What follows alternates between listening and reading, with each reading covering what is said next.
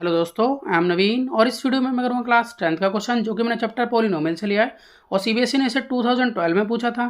तो चलिए शुरू करते हैं। तो देखिए सम में हमें दिया है if m and n are the zeros of the polynomial 3x² plus 11x minus 4 find the value of m upon n plus n upon m। देखिए सबसे पहले हम यहाँ लिख लेते हैं कि हमें यहाँ पर मालूम है कि पॉलिनोमियल ये है हमारा 3x² प्लस 11x माइनस 4 और उसके अलावा हम m और n को लिख लेते हैं कि ये जीरोज हैं पॉलिनोमियल की।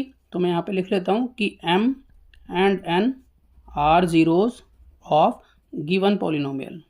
अब हम सबसे पहले यहाँ पर सम ऑफ जीरोज निकाल लेते हैं। सम ऑफ जीरोज मतलब m प्लस n। अब ये होता है माइनस बी अपॉन ए के इक्वल। अब देखिए इस पॉलिनोमियल के अकॉर्डिंग हम a b और c की वैल्यू भी लिख लेते हैं। तो x² का कोफिशिएंट जो है वो 3 है, तो वो यहाँ पर a होगा, a यहाँ पर होगा 3 के इक्वल।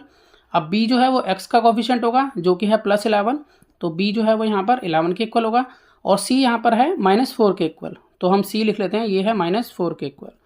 अब माइनस बी अपॉन ए है, तो फिर पहले हम डालेंगे माइनस का साइन, b की वैल्यू डालेंगे 11, a की वैल्यू डालेंगे 3, तो माइनस 11 अपॉन 3 जो है वो सम ऑफ जीरोज आ जाता है। यहाँ पर मैं यहाँ लिख लेता हूँ कि ये है सम ऑफ जीरोज। अब आगे हम लिख लेते हैं प्रोडक्ट ऑफ जीरोज। तो मैं यहाँ पर लिख लेता हूँ प्रोडक्ट ऑफ जीरो मतलब m मल्टीप्लाई n, ये होता है c अपॉन ए के इक्वल। अब देखिए c क्या है हमारे पास -4 और a हमारे पास है 3, तो इस तरह से प्रोडक्ट ऑफ जीरो हमारे पास बन जाता है -4 अपॉन 3। देखिए जैसा कि हमें सम में निकालना है m upon n plus n upon m, तो अब हम इसको सॉल्व कर लेते हैं। देखिए p upon q plus r upon s हो, तो हम किस तरह से सॉल्व करेंगे इसको। तो यहाँ पर हम q और s को मल्टीप्लिकेशन की फॉर्म में यहाँ लिखेंगे, यानी कि जो हमारे डिनोमिनेटर हैं उनको हम मल्टीप्लिकेशन के फॉर्म में डालेंगे और यहाँ पर p को s से मल्टीप्लाई कराएंगे और q को r से। तो यहाँ पर p को s से मल्टीप्लाई कराएंगे तो ps, फिर बीच में प्लस का साइन, और r को q से मल्टीप्लाई कराएंगे तो rq। इसी का यूज़ हम करेंगे इसको सॉल्व करने के लिए। तो यहाँ पर m और n का जो प्रोडक्ट होगा वो बन जाएगा mn, यानी कि इनकी मल्टीप्लाई करेंगे तो mn हो जाएगा, यानी कि डिनोमिनेटर की मल्टीप्लाई करी है मैंने तो mn हो गया। अब m को m से मल्टीप्लाई करेंगे तो m² प्लस का साइन, और n को n से मल्टीप्लाई करेंगे तो आएगा n²। देखिए इसको मैं थोड़ा ट्रिक से सॉल्व करता हूँ आगे। अब mn मैंने ऐसे ही लिख लिया यहाँ पर, अब यहाँ m² प्लस n² भी ऐसे लिख लिया। अगर मैं इसके साथ प्लस 2mn और माइनस 2mn लिख लूँ तो इस पर तो कोई फ़र्क नहीं पड़ेगा, क्योंकि देखिए प्लस का 2mn और माइनस का 2mn आपस में एक दूसरे को क्या करेगा, कैंसिल करेगा, तो ये m² प्लस n² ही रह जाएगा ना यहाँ पर, तो इससे कोई फ़र्क नहीं पड़ेगा। अगर मैं इसको लिख लूँ तो इससे कोई फ़र्क नहीं पड़ता, लेकिन इसका मैं यूज़ कर पाऊँगा। अब देखिए कैसे यूज़ कर पाऊँगा, अगर मैं यहाँ पर ध्यान से देखूँ इतना, तो यहाँ पर a का स्क्वायर प्लस b का स्क्वायर प्लस 2ab, ये आइडेंटिटी बन रही है यहाँ, यानी कि a का स्क्वायर प्लस b का स्क्वायर प्लस 2ab, ये आइडेंटिटी होती है। और इसको हम इस तरह से लिखते हैं a प्लस b का होल स्क्वायर। यहाँ पर ये तीनों टर्म मिलकर एक आइडेंटिटी बना रहे हैं, उस आइडेंटिटी का मैं यूज़ कर पाऊँगा। तो मैं यहाँ पर आगे इसको लिख लेता हूँ कि मैं इसको क्लोज करके लिख सकता हूँ m प्लस n का होल स्क्वायर, और बाहर है मेरे पास -2mn और अपॉन में है mn। अब देखिए अगर हम ध्यान से देखें तो m प्लस n का मतलब हो गया सम ऑफ जीरोज, और यहाँ mn का मतलब हो गया प्रोडक्ट ऑफ जीरो, यहाँ पर भी mn का मतलब हो गया प्रोडक्ट ऑफ जीरो। अगर हम यहाँ सम ऑफ जीरोज देखें तो देखिए सम ऑफ जीरो है -11 अपॉन 3, तो मैं यहाँ पर लिख लेता हूँ कि मैं लिख सकता हूँ -11 अपॉन 3 इसका होल स्क्वायर -2।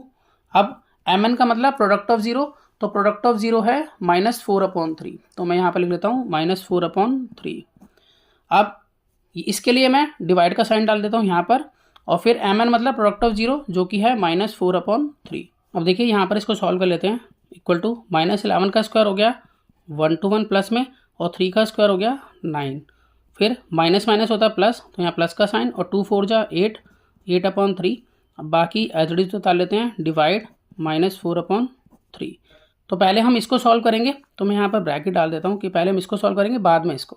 तो यहाँ पर मैं एलसीएम ले लेता हूँ, 9 और 3 का एलसीएम जो है वो 9 आएगा। यहाँ पर 9 के टेबल में 9 जो है 1 पे आता है, 1 को 121 से मल्टीप्लाई करेंगे तो यहाँ 121 प्लस का साइन। अब यहाँ 3 की टेबल में 9 जो है वो 3 पर आता है, तो 3 को 8 से मल्टीप्लाई करेंगे तो आएगा 24। अब उसके बाद डिवाइड बाय -4 अपॉन 3, अभी एच डी उतारा है मैंने। अब आगे देखिए, आगे हम इसको सॉल्व करते हैं, तो यहाँ पर इन दोनों को ऐड कर लेते हैं, तो इन दोनों को ऐड करके आ जाता है 145 अपॉन में 9। अब हम इसके साथ सॉल्व करेंगे इसको, तो डिवाइड को हम चेंज करेंगे मल्टीप्लाई में और इसको रेसिप्रोकल कर देंगे, तो 3 ऊपर और 4 नीचे, और यहाँ पर माइनस का साइन। अब देखिए कट हो रहा है, यहाँ पर 3 1 जा 3 तो यहाँ -1 लगेगा और 3 3 जा 9। अब आगे देखिए प्लस माइनस माइनस, यहाँ माइनस लगाएंगे और 145 1 जा 145 और 3 4 जा 12। तो इस तरह से -145/12 जो है वो इसका आंसर आ जाता है। जो हमसे पूछा था m/n प्लस n/m क्या होगा। तो मैं आशा करता हूँ कि आपको समझ में आया होगा। इसी तरह के बहुत से सम क्लास 10 के लिए पहले से अपलोड हैं, आप उन्हें देख सकते हैं। तो मिलते हैं नेक्स्ट वीडियो में और नए सम के साथ, तब तक के लिए गुड बाय।